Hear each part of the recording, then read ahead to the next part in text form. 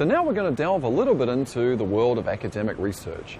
One thing I really want to do as we go through our discussion is to share with you some of the interesting findings that myself and some of my other colleagues, not just at the Wharton School, but throughout universities around North America and indeed around the world, have found out about how the virtual world of the internet and the real world that we all live in still interacts. So let me share with you two interesting research findings.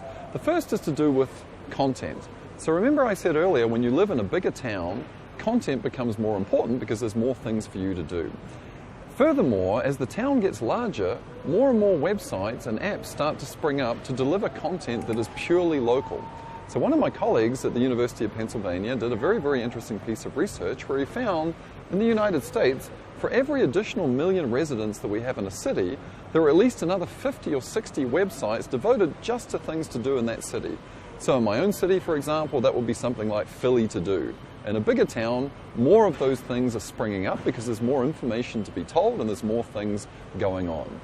The second result I want to share with you from the same study is also very, very interesting. This is relating to product as opposed to information.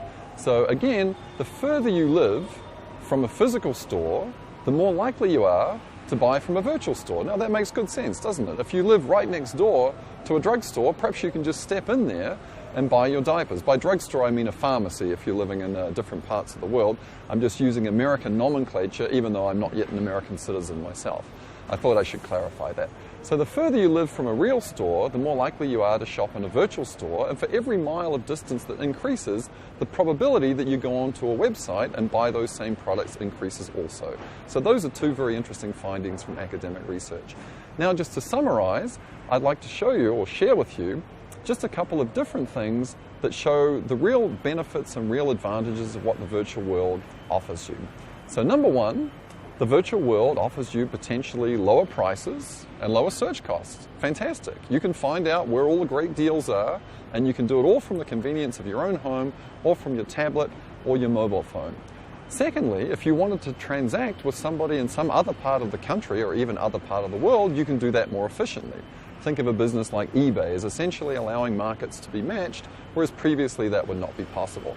The third thing that the virtual world does to improve your life in the physical world is it gives you very specific information about local stuff that's going on. So you're more able to find that great comedy club to go to. You've got better information about that restaurant in the center of your town in terms of the quality of the service and the dishes and so on.